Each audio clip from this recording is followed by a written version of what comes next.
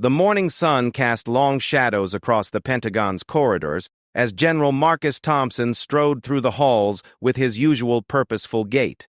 At 58, he commanded respect wherever he went. His chest bore the weight of 3 decades of service ribbons, and his stern expression rarely softened, even during casual encounters. Thompson had earned his rank through countless deployments, strategic brilliance, and an unwavering dedication to his country that bordered on obsession. Today was different, though. Today, he was meeting someone who had captured the attention of the entire military establishment. The file in his briefcase contained details that still seemed impossible to believe, even after reading them multiple times. Sarah Mitchell, a 26-year-old woman from rural Montana, had somehow demonstrated knowledge that should have been impossible for a civilian to possess. The story had reached his desk 3 weeks earlier through a chain of increasingly bewildered officers.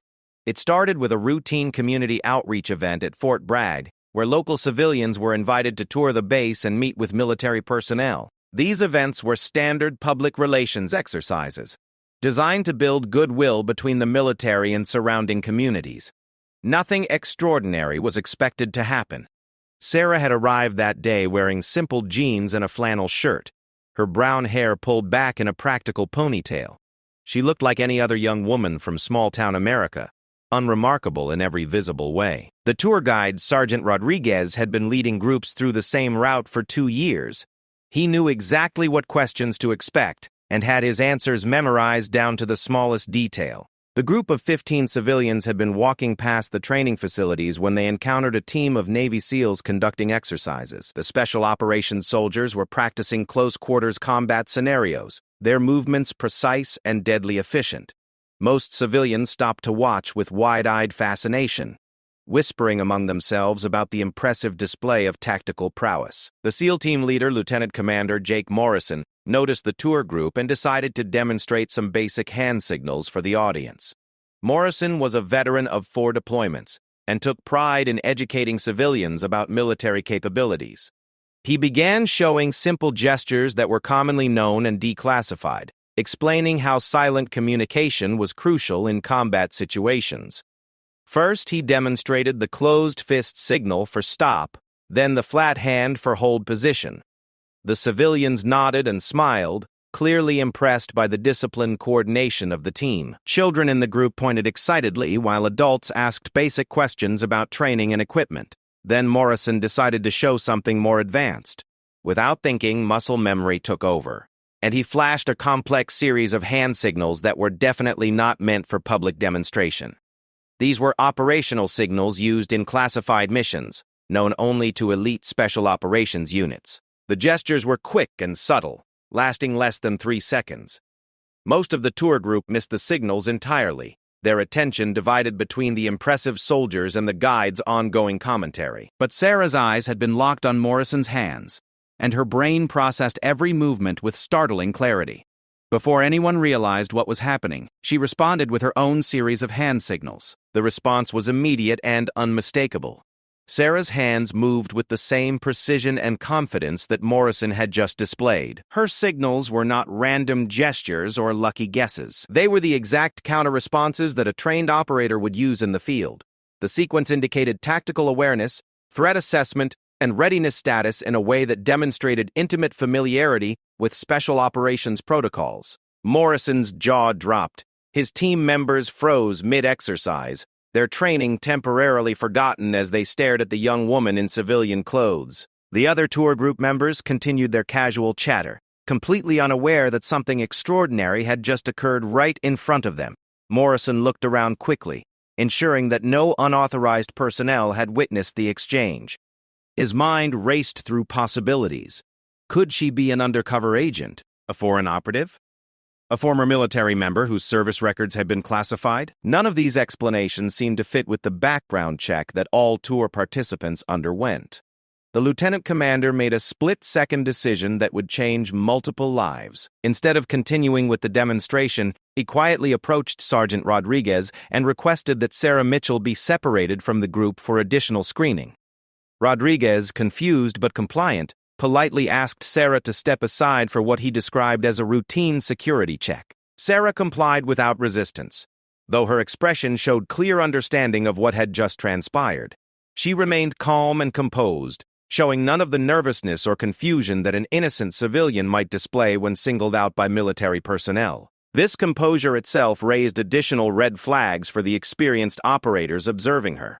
Within 20 minutes, Sarah found herself in a sterile interview room with Morrison and 2 military intelligence officers who had been hastily summoned to the scene. The questions began immediately and intensely. Where had she learned those signals? What was her connection to special operations? Had she received training from foreign governments or unauthorized sources? Sarah's answers were as puzzling as her initial demonstration. She claimed to have no formal military training, no contact with special operations personnel, and no access to classified materials. When pressed for details about how she had acquired such specific knowledge, her responses became increasingly evasive. She spoke about dreams, instinctual responses, and feelings that she couldn't fully explain or rationalize. The intelligence officers were not satisfied with these vague explanations. They conducted thorough background checks that revealed exactly what the preliminary screening had shown.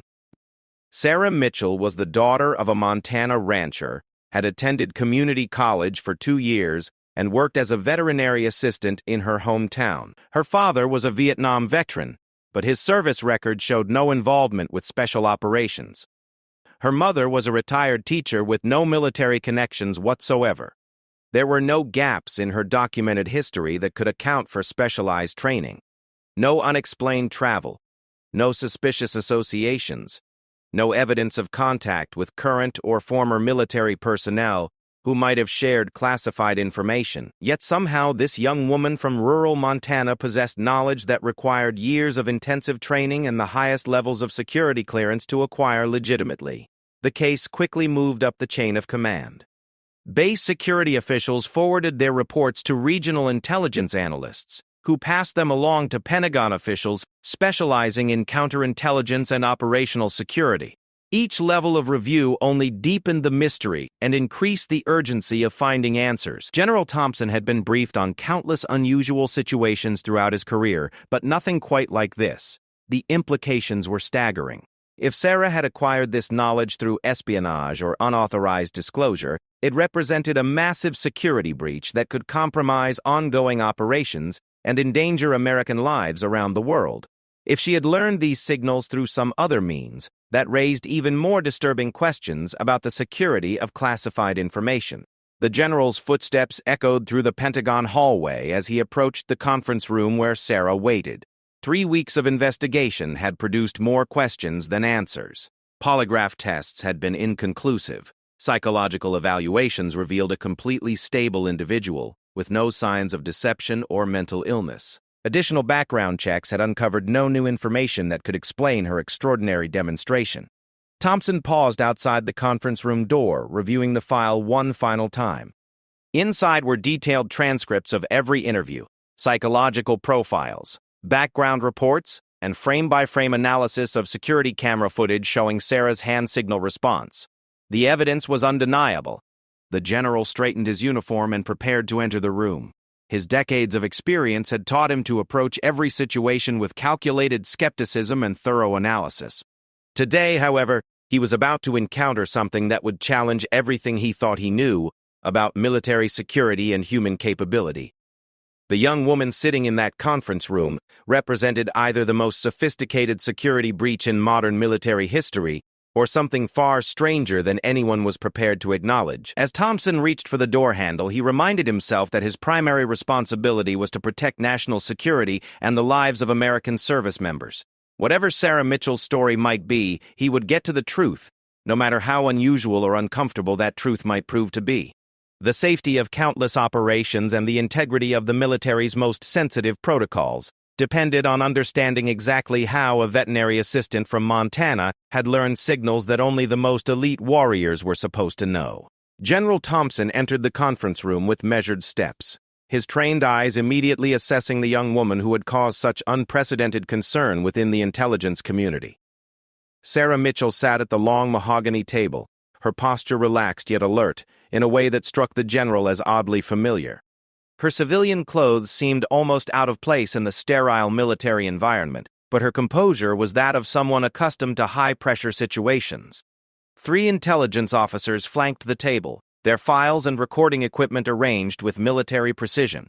The afternoon sunlight filtered through reinforced windows, casting geometric shadows across the room. Thompson took his seat at the head of the table, his ribboned chest catching the light as he settled into his chair with deliberate authority. Sarah's eyes met his without flinching, another detail that didn't escape the general's notice. Most civilians, especially young women from small towns, showed at least some nervousness when faced with high-ranking military officials in formal interrogation settings. Sarah displayed the kind of calm confidence that came from extensive experience with authority figures and stressful situations. "Miss Mitchell," Thompson began, his voice carrying the weight of 3 decades in command. "I'm General Thompson. I understand you've been cooperating with our investigation for the past 3 weeks. I want to personally thank you for your patience with this process." Sarah nodded slightly, a gesture that somehow conveyed both respect and self-assurance. "I understand the seriousness of the situation, General. I'm willing to help in any way I can, though I'm afraid my answers haven't been very satisfying to anyone involved." The general opened his file and reviewed the top document, though he had memorized every detail during his walk to the conference room. "According to the reports, you demonstrated knowledge of hand signals that are classified at the highest levels. These aren't gestures that can be learned from movies or internet research. They're specific to special operations units and are closely guarded for operational security reasons." "I realize that now," Sarah replied, her voice steady and clear. "At the time, I wasn't thinking about classification levels or security protocols. The signals just seemed natural, like responding to a question in a language I happened to understand." Thompson leaned forward, intrigued by her choice of words. "You describe it as a language. That's an interesting perspective. How would you explain your fluency in this particular language to someone who doesn't understand how you could have learned it?"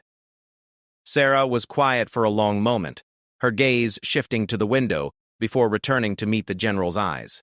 "Have you ever had the experience of knowing something without being able to explain how you learned it? Like suddenly understanding a complex piece of music or recognizing a place you've never been before? I'm a military man, Miss Mitchell.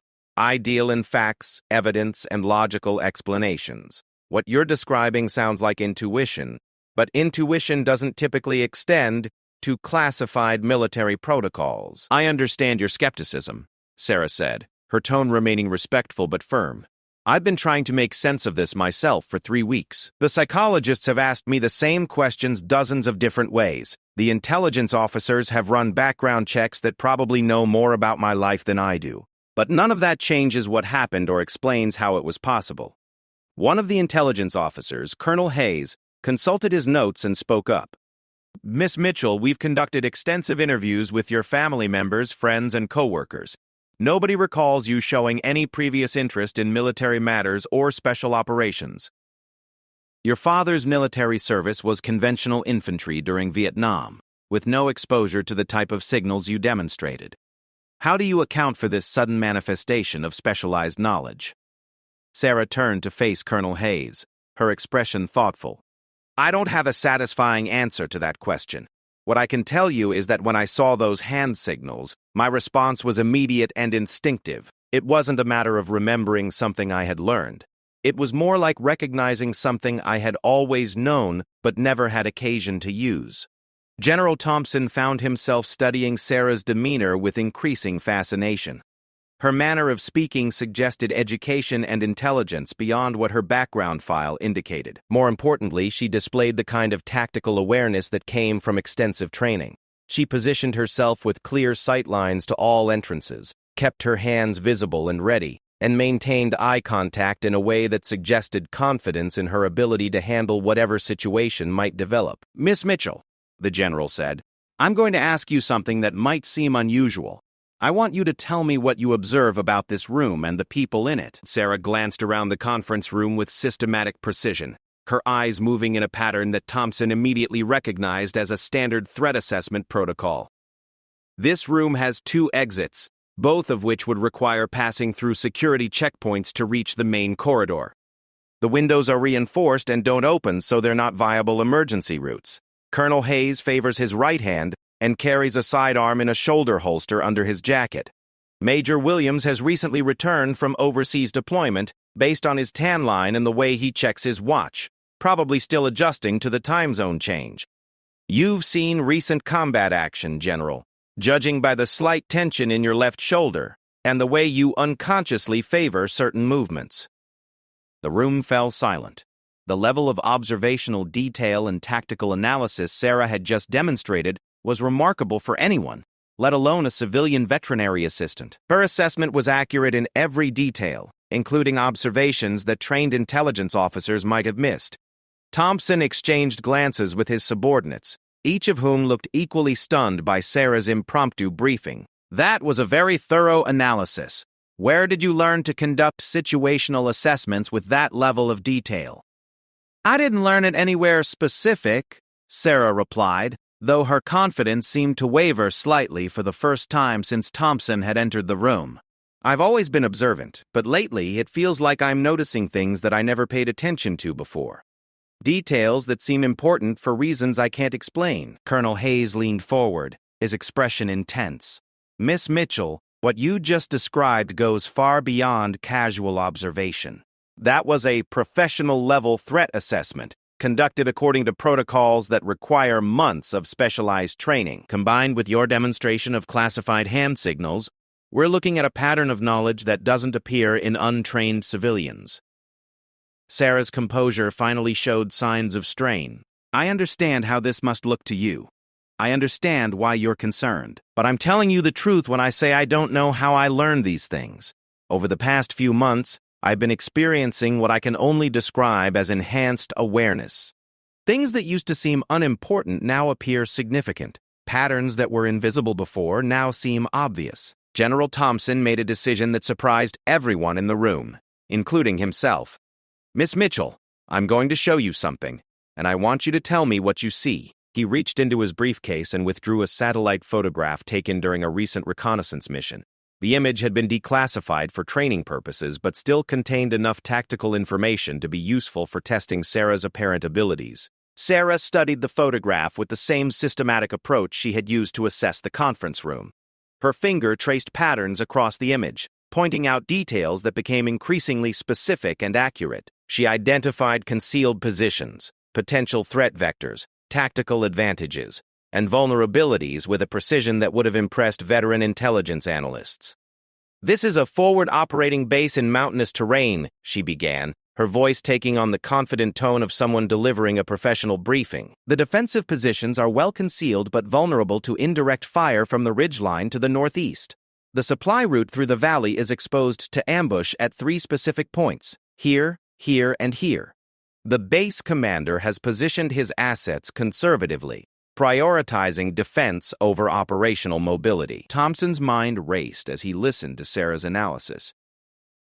Every point she made was tactically sound and demonstrated understanding of military doctrine that required years of study and practical experience.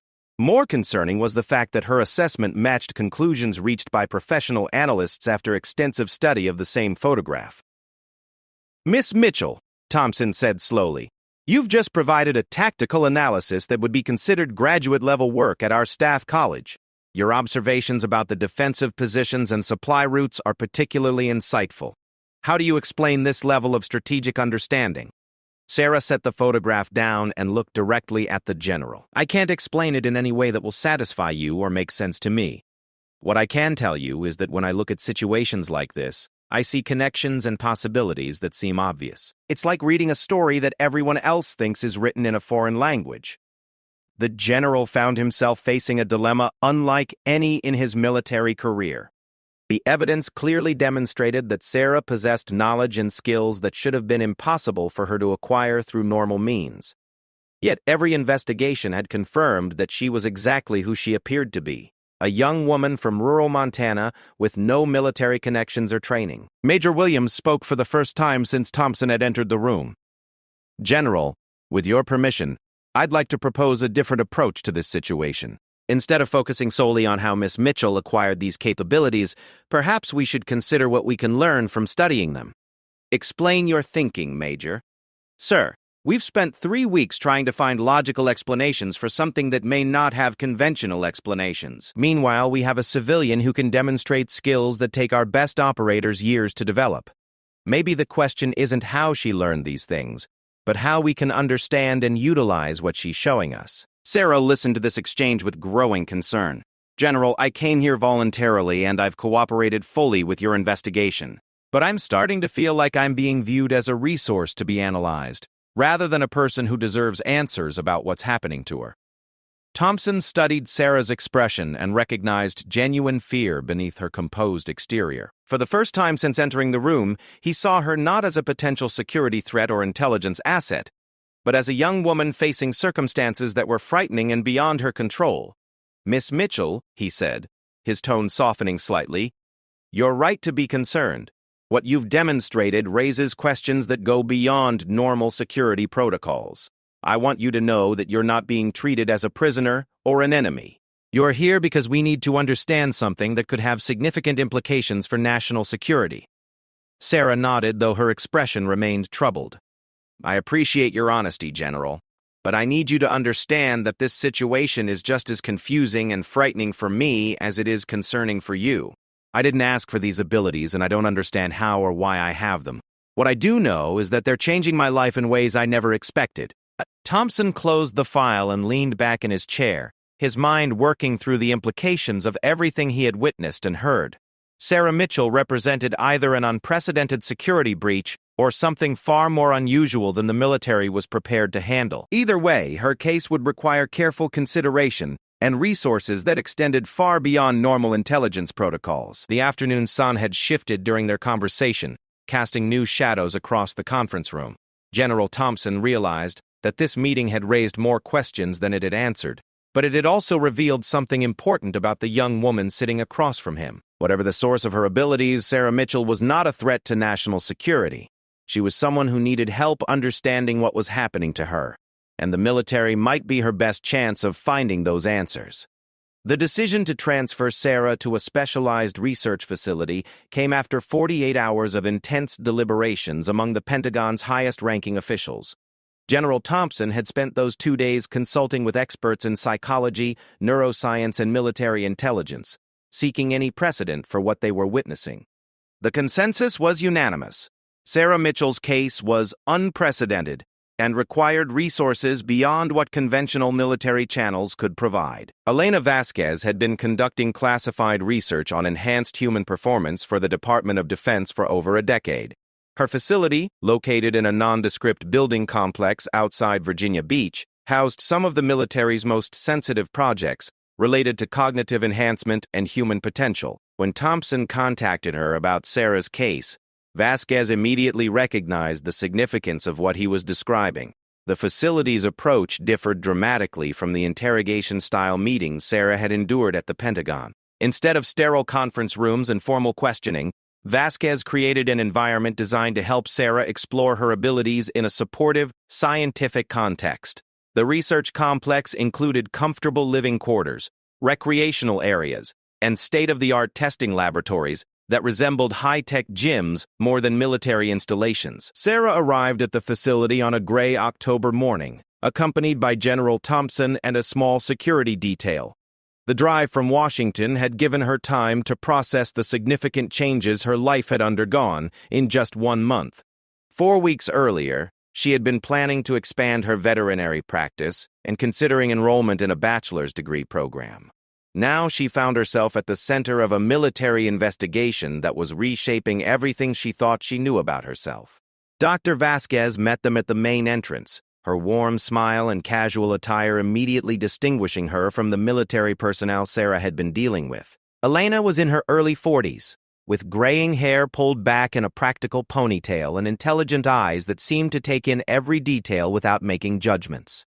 Her background included degrees in neuroscience and psychology, along with 15 years of experience studying exceptional human abilities. "Miss Mitchell," Dr. Vasquez said, extending her hand.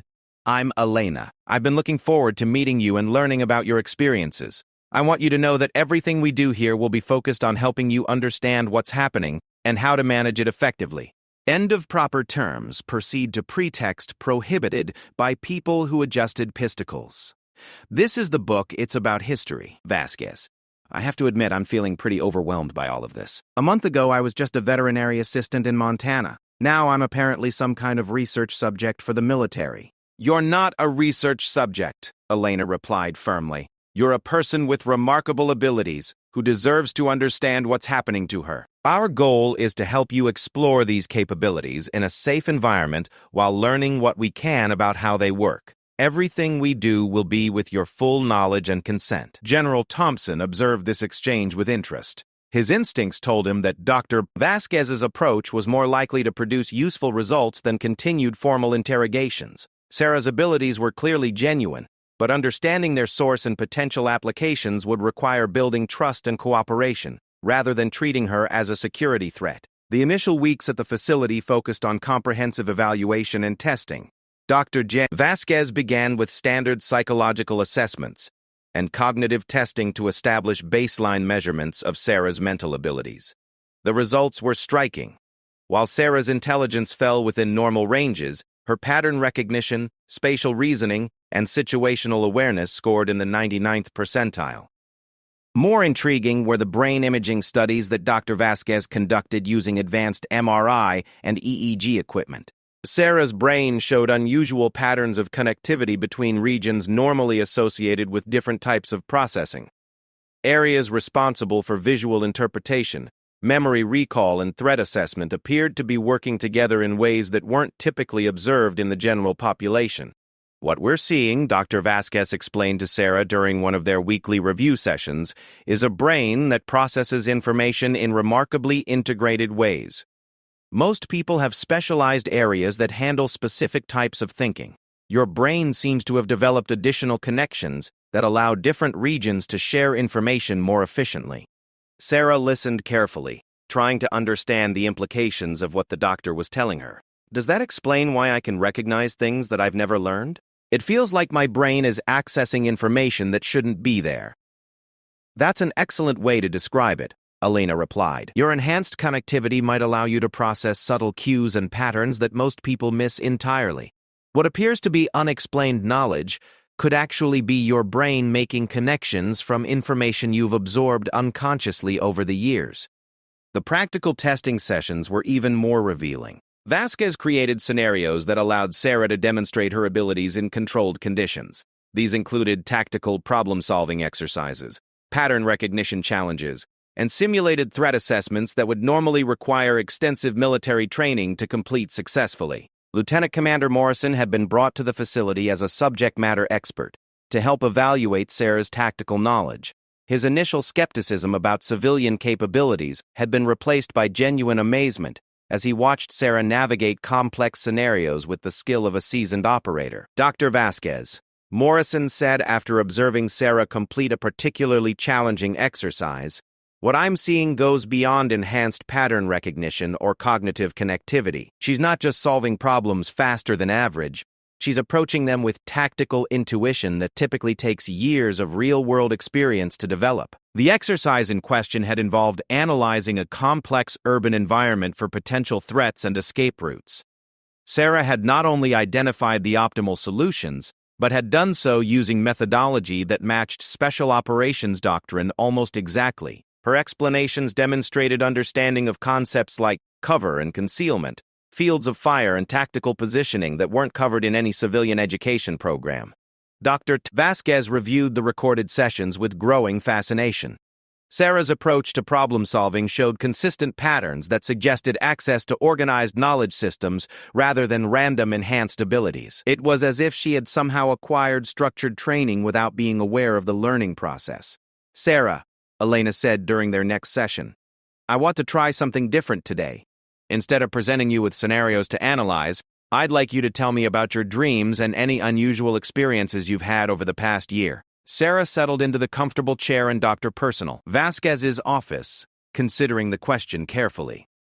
My dreams have been different lately, more vivid and detailed than they used to be. Sometimes I dream about places I've never been, but they feel familiar somehow.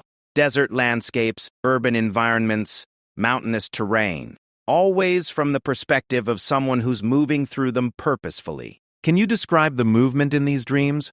Are you walking, running, or traveling by vehicle? It's usually on foot, moving carefully and quietly, like I'm trying not to be detected. I'm always aware of potential dangers and escape routes. Sometimes I'm with other people, but I never see their faces clearly.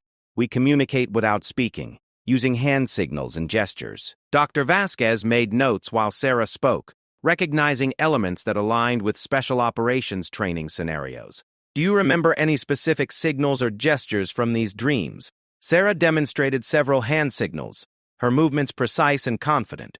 Elena immediately recognized them as variations of the signals that had started Sarah's involvement with the military. The gestures were more complex than what Sarah had shown during the initial incident, suggesting that her knowledge was continuing to develop. These dreams started about 6 months ago, Sarah continued. At first, I just thought they were random nighttime imagination, but they've become more frequent and detailed. Sometimes I wake up with information that I didn't have before going to sleep. What kind of information? Tactical knowledge, mostly. How to move quietly in different environments. How to assess threats. How to find concealment. Things that seem useful, but that I never had any reason to learn. Vasquez leaned forward, intrigued by Sarah's description. Have you ever experienced anything similar during your waking hours? Moments where you suddenly know something without remembering how you learned it? More and more frequently, Sarah admitted. It's one of the reasons I've been so cooperative with all of this testing. I'm hoping you can help me understand what's happening to me. Sometimes I feel like I have access to memories that aren't mine. This statement prompted Dr. Vasquez to consider possibilities that went beyond conventional neuroscience. She had encountered cases of individuals with exceptional abilities before, but Sarah's description suggested something more complex than enhanced cognitive function or improved pattern recognition. Over the following weeks, Elena expanded her testing to include techniques borrowed from consciousness research and experimental psychology. She worked with Sarah to explore meditation and focused attention states, looking for patterns in how her enhanced abilities manifested under different conditions. The results were remarkable. In relaxed, focused states, Sarah could access her tactical knowledge more reliably and with greater detail. She could describe military procedures, equipment specifications, and operational strategies with accuracy that impressed even experienced special operations personnel who were brought in to evaluate her responses. General Thompson visited the facility regularly to review progress reports and observe testing sessions. He found himself increasingly convinced that Sarah represented something unprecedented in his experience. Her abilities were clearly genuine and continued to develop over time, but their source remained a mystery that challenged conventional understanding of how skills and knowledge were acquired. Dr. Vasquez, Thompson said during one of their briefings, "Your reports suggest that Miss Mitchell's abilities are continuing to expand. She's demonstrating knowledge of advanced tactical concepts that weren't evident during her initial evaluation. How do you explain this progression?" Elena consulted her notes before responding. "General, what we're observing appears to be an ongoing process rather than a static condition. Sarah's brain seems to be continuously integrating new information and making it available to her conscious awareness. It's as if she has access to a database of military knowledge that updates itself over time." "A database," Thompson repeated thoughtfully. "That's an interesting way to describe it. Do you think there's any possibility that she's receiving information from external sources, communications intercepts, leaked materials, unauthorized contacts?" "We've monitored all of her communications and interactions since her arrival here," Elena replied. "She's had no access to classified materials or contact with unauthorized personnel. Yet her knowledge base continues to expand in ways that suggest systematic learning rather than random acquisition of facts." Thompson considered the implications of this assessment. If Sarah was somehow accessing military information through unknown means, the security ramifications were enormous. If her abilities had some other explanation, the potential applications could revolutionize military training and operational capabilities. Doctor, in your professional opinion, what's the most likely explanation for what we're seeing? Vasquez paused before answering, choosing her words carefully. "General, based on everything I've observed and tested, I believe we're dealing with a phenomenon that extends beyond current scientific understanding. Sarah's abilities suggest access to information and skills that she hasn't acquired through conventional learning processes. How that's possible is a question that may require us to expand our assumptions about human cognitive potential. General Thompson nodded slowly, recognizing that Sarah Mitchell's case was leading them into uncharted territory that would require new approaches and unconventional thinking. The young woman from Montana was proving to be far more significant than anyone had initially realized, and her impact on military understanding was only beginning to unfold. 6 months into her stay at the research facility, Sarah's abilities had evolved far beyond what anyone had anticipated. Dr. Vasquez's weekly reports to General Thompson documented a progression that challenged every assumption about human learning and capability development. Sarah wasn't just maintaining her initial level of tactical knowledge, she was expanding it in ways that suggested access to continuously updated information sources. The breakthrough came during a routine exercise that Lieutenant Commander Morrison had designed to test Sarah's understanding of maritime operations. He had created a hypothetical scenario involving a coastal infiltration mission, complete with detailed maps, weather data, and intelligence reports. Morrison expected Sarah to demonstrate basic tactical awareness, similar to what she had shown in previous land-based scenarios. Instead, Sarah provided a comprehensive operational plan that included considerations for tidal charts, underwater approaches, beach reconnaissance protocols, and extraction procedures that Morrison himself had learned during advanced SEAL training. Her plan wasn't just tactically sound. It incorporated recent doctrinal updates that had been implemented within the Special Operations community only weeks earlier. Dr. Vasquez, Morrison said after reviewing Sarah's work, this isn't just enhanced pattern recognition anymore. She's demonstrating knowledge of specific procedures that are classified and current. Some of these protocols weren't even in use 6 months ago when she first arrived here. Elena studied the materials Sarah had produced, noting the level of detail and professional terminology that characterized the analysis. Sarah, can you explain how you developed this particular plan? What thought process did you use to arrive at these conclusions? Sarah looked at the operational diagram she had created, her expression showing the same confusion that had characterized her responses throughout the testing period. It's hard to describe the process, Dr. Vasquez. When I looked at the scenario, the solution seemed obvious. I could see the challenges and the optimal approaches to address them. The specific procedures felt familiar, like techniques I had used before. But you've never participated in maritime operations or received training in underwater approaches, Morrison pointed out. Where would this familiarity come from? I don't know, Sarah replied, her voice carrying a note of frustration that had become more frequent as her abilities continued to develop. I understand why this is difficult to accept, but I'm telling you the truth. When I focus on these scenarios, information becomes available to me. I can't explain where it comes from or how I access it. Dr. Vasquez made extensive notes while observing this exchange. Sarah's description of information becoming available suggested a phenomenon that went beyond enhanced cognitive ability or unconscious learning. It implied some form of active access to external knowledge sources, though no conventional explanation could account for how such access might be possible. General Thompson's next visit to the facility came at a crucial time. The Pentagon was facing pressure to either classify Sarah's case as a security breakthrough or a security threat, and his recommendations would determine her future. The general arrived with a team of specialists from various intelligence agencies, each hoping to understand the implications of Sarah's demonstrated capabilities. Gentlemen, Thompson addressed the assembled experts. Miss Mitchell has been cooperating with our research for 6 months. Dr. Vasquez has documented abilities that continue to evolve and expand. I need your assessment of what we're dealing with and how we should proceed. Dr. James Morrison from the CIA's Technical Services Division spoke first. General, the knowledge Miss Mitchell has demonstrated includes current operational procedures that are compartmentalized within specific units. If she's accessing this information through conventional intelligence gathering, we're looking at a security breach of unprecedented scope. However, added Dr. Sarah Chen from the Defense Intelligence Agency, our monitoring has confirmed that she's had no contact with sources who could provide this information. Her communications are limited, her movements are restricted, and her background remains clean. We're dealing with something that doesn't fit standard intelligence threat models.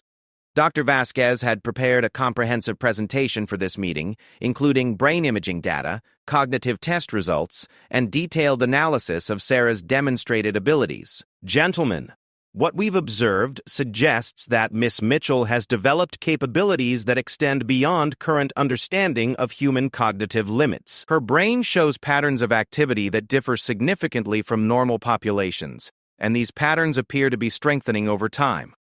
The presentation included video recordings of Sarah's problem-solving sessions, showing her approach to complex tactical scenarios with confidence and expertise that impressed even veteran operators. The footage demonstrated not just knowledge of procedures, but understanding of underlying principles that guided effective decision-making in dynamic situations. The key question, Thompson said as the presentation concluded, is whether these abilities represent a security asset or a security risk. Miss Mitchell's cooperation has been exemplary, but the source of her knowledge remains unexplained. How do we proceed with someone whose capabilities are unprecedented, but whose loyalty and intentions appear genuine? Agent Robert Kellerman from the FBI's Behavioral Analysis Unit offered his perspective. General, based on our psychological evaluations and behavioral observations, Miss Mitchell shows no indicators of deception or hostile intent. Her stress responses, communication patterns, and emotional reactions are consistent with someone who is genuinely confused by her situation and eager to understand what's happening to her. Dr. Vasquez supported this assessment with her own observations. Sarah has been completely transparent about her experiences and actively participates in testing designed to understand her abilities. Her concern about the implications of what she can do suggests someone who wants to use her capabilities responsibly rather than exploit them for personal gain. Lieutenant Commander Morrison, who had worked most closely with Sarah during tactical evaluations, provided the most compelling testimony. Sirs, I've spent 6 months watching Miss Mitchell demonstrate skills that took me years to develop. But what impresses me most isn't her tactical knowledge. It's her judgment and decision-making process. She consistently chooses options that prioritize mission success while minimizing risk to personnel. That's not something that can be faked or learned from books. The discussion continued for several hours, covering scenarios ranging from recruiting Sarah as an intelligence asset to relocating her to ensure operational security. Each option carried significant implications, both for Sarah personally and for the military's approach to similar cases that might arise in the future. Sarah waited in her quarters during these deliberations, aware that decisions were being made about her future, but unable to influence the outcome. 6 months of testing and evaluation had provided some answers about her abilities while raising even more complex questions. She understood that her case had implications beyond her personal situation, but she also needed to consider what kind of life she wanted to build given her unusual circumstances. The solution that emerged from the high-level discussions surprised everyone involved, including General Thompson. Rather than treating Sarah as either a threat or an asset to be controlled, the Pentagon decided to offer her a choice about how to proceed with her unique situation. Miss Mitchell, Thompson explained during their final meeting at the research facility, we've determined that your abilities are genuine and that your intentions are consistent with American interests. We're prepared to offer you several options for moving forward. Sarah listened carefully as the general outlined possibilities that ranged from civilian consultation work to formal military service with specialized training. Each option acknowledged her unique capabilities while respecting her right to make decisions about her own future. The most important thing, Thompson continued, is that you understand the significance of what you can do and the responsibility that comes with these abilities. Whether you choose to work with us formally or return to civilian life, you'll need to be careful about how and when you use your skills. Dr. Vasquez sat beside Sarah as she considered these options, providing support during what was clearly a life-changing decision point. Sarah, you should know that regardless of what you choose, we'll continue to be available to help you understand your abilities and learn to manage them effectively. Sarah spent several days considering her options before reaching a decision that reflected both her personal values and her sense of responsibility. She recognized that her abilities could serve important purposes, but she also wanted to maintain some connection to the life she had built before her involvement with the military began. General Thompson, she said during their final formal meeting, I appreciate the options you've presented and the respect you've shown for my autonomy throughout this process. I've decided that I want to contribute to your mission while maintaining some independence and connection to civilian life. The arrangement they developed was unprecedented but practical. Sarah would serve as a civilian consultant, available for specific projects that could benefit from her unique perspectives and abilities. She would receive security clearances appropriate for her role and ongoing support from Dr. Vasquez's research team. Most importantly, she would have input into how her capabilities were utilized and the types of missions she would support. This arrangement serves everyone's interests, Thompson concluded. Miss Mitchell can contribute to national security while maintaining personal autonomy. Our military benefits from access to unprecedented analytical capabilities, and we establish a framework for handling similar cases that may arise in the future. As Sarah prepared to begin this new phase of her life, she reflected on the extraordinary journey that had brought her from a veterinary clinic in Montana to the center of a military research program. Her abilities remained mysterious, but she had gained confidence in her ability to manage them responsibly. The partnership she was forming with the military promised to provide purpose for her unusual gifts, while respecting her need for personal freedom and continued growth. Dr. Vasquez watched Sarah pack her belongings with mixed emotions. The research relationship had been professionally fascinating and personally rewarding, but she was glad to see Sarah moving toward a future that acknowledged both her exceptional abilities and her fundamental humanity. The young woman who had arrived at the facility 6 months earlier as a confused civilian was leaving as a confident partner in one of the military's most unique consulting arrangements. The implications of Sarah's case would continue to influence military research and personnel development for years to come. Her abilities had challenged conventional understanding of human potential, while demonstrating the importance of approaches that balanced national security interests with respect for individual rights and autonomy. The precedent established by her case would guide future handling of similar situations and contribute to evolving understanding of human cognitive capabilities. 3 years after her first encounter with Lieutenant Commander Morrison at Fort Bragg, Sarah Mitchell had established herself as one of the military's most valuable civilian consultants. Her small office in Virginia Beach, located within walking distance of Dr. Vasquez's research facility, served as headquarters for consulting work that had contributed to successful operations on 4 continents. The morning sun streamed through her office windows as Sarah reviewed intelligence reports for her latest assignment. A hostage situation in Southeast Asia required tactical assessment and operational planning that would leverage her unique analytical capabilities. The case involved American civilians being held by an insurgent group in terrain that posed significant challenges for conventional rescue operations. General Thompson, now promoted to Joint Chiefs of Staff, still maintained personal involvement in Sarah's consulting work. His morning call came precisely at 8 o'clock, as it had every Tuesday for the past 2 years. These regular check-ins served both professional and personal purposes, ensuring that Sarah's extraordinary abilities were being utilized effectively while monitoring her continued well-being. Good morning, Sarah." Thompson's familiar voice carried its usual combination of authority and warmth. "I trust you've had time to review the materials we sent regarding the hostage situation." Sarah settled into her chair, surrounded by the maps, satellite imagery, and intelligence reports that had become the tools of her unique trade. "Good morning, General. I've completed my initial analysis, and I have some recommendations that might be helpful for the planning team." "What's your assessment of the situation?" Sarah consulted her notes, though the analysis was clear in her mind. The insurgents have positioned themselves well defensively, but they've made assumptions about rescue approaches that create vulnerabilities. They're expecting conventional assault tactics and have prepared accordingly. However, their preparations leave gaps that could be exploited by a more creative operational approach.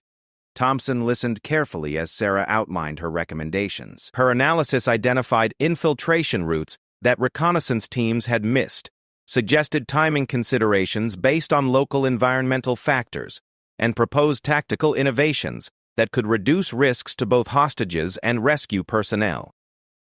"Your approach seems sound," Thompson said after reviewing her preliminary report. "I'll forward your recommendations to the operational planning team. How confident are you in these assessments?" "Very confident, General. The patterns are clear once you know what to look for. The insurgents are following predictable defensive doctrine, but they're not accounting for the psychological factors that will influence their decision-making under pressure. This conversation represented the culmination of 3 years of successful collaboration between Sarah and military operations planners. Her consulting work had evolved from simple tactical analysis to comprehensive operational support that included strategic planning, threat assessment, and psychological profiling of adversaries. The transformation in Sarah's personal life had been equally remarkable. The confused young woman who had accidentally demonstrated classified hand signals had developed into a confident professional who understood both the scope and the responsibility of her abilities. Her partnership with Dr. Vasquez continued, focusing now on helping other individuals who showed signs of enhanced cognitive abilities. Sarah, Dr. Vasquez said during their weekly session, "I've been reviewing your recent work, and I'm impressed by how your capabilities continue to evolve. Your analysis is becoming more sophisticated, and your confidence in applying these skills has grown tremendously." Sarah smiled, reflecting on the journey that had brought her to this point. "I've learned to trust what I'm seeing and feeling, even when I can't explain the source of the information. The key was accepting that I don't need to understand everything about how my abilities work in order to use them effectively." The research facility had become a second home for Sarah, a place where her unusual gifts were understood and valued rather than feared. Dr. Vasquez's team had documented her case extensively, contributing to scientific understanding of enhanced human cognitive potential while respecting the privacy and autonomy that Sarah required. Lieutenant Commander Morrison, now promoted to commander and assigned to Special Operations Development, remained one of Sarah's closest professional collaborators. His initial skepticism about civilian capabilities had evolved into genuine respect for her unique contributions to military effectiveness. "Sarah," Morrison said during one of their planning sessions, "I wanted you to know that the hostage rescue operation was successful. Your tactical recommendations were instrumental in avoiding casualties, while securing all the hostages safely."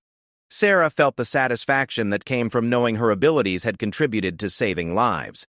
This sense of purpose had become central to her identity and motivation. Her unusual gifts carried responsibility, but they also provided opportunities to make meaningful contributions to important missions.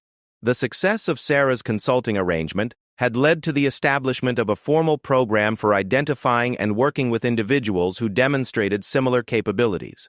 Dr. Vasquez now directed research efforts that combined neuroscience, psychology, and military applications to better understand and develop enhanced human potential.